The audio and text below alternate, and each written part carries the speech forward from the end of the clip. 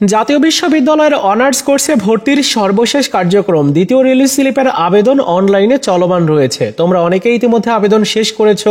আবেদন শেষ করার পরে তোমাদের করণীয় কি রয়েছে, কখনই বা দ্বিতীয় রিলিজ স্লিপের রেজাল্ট প্রকাশ করা হবে, অনেকেই তোমরা কমেন্টস করে জানতে চাচ্ছ। আজকের এই ভিডিওতে এই তথ্যগুলো শেয়ার করব। চলো শুরু করা যাক। শুরুতে আমরা দ্বিতীয় রিলিজ স্লিপের নোটিশটি একটু দেখে নিব। খেয়াল করো যে তোমাদের আবেদনটা শুরু হয়েছে 11 সেপ্টেম্বর থেকে, আর এই আবেদন চলবে 23 সেপ্টেম্বর রাত 11:59 পর্যন্ত।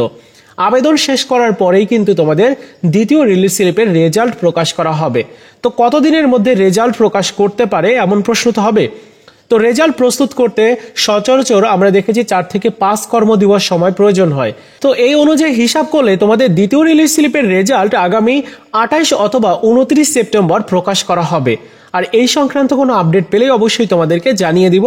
এই ছিল তোমাদের দ্বিতীয় রিলিজ স্লিপের রেজাল্ট সংক্রান্ত বিষয়। এখন আবেদন তো শেষ হয়ে গেছে, করণীয়টা কি রয়েছে? আবেদন শেষ করার পর তুমি কোন কোন কলেজে অ্যাপ্লাই করেছো আরেকটিবার তুমি পর্যবেক্ষণ করতে পারো।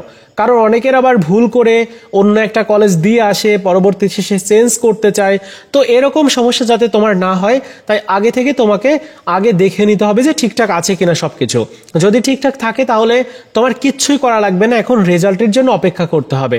না কোনো কাগজপত্র কোনো কলেজে জমা দিতে হবে, না কোনো টাকা পয়সা তোমার কলেজে জমা দিতে হবে।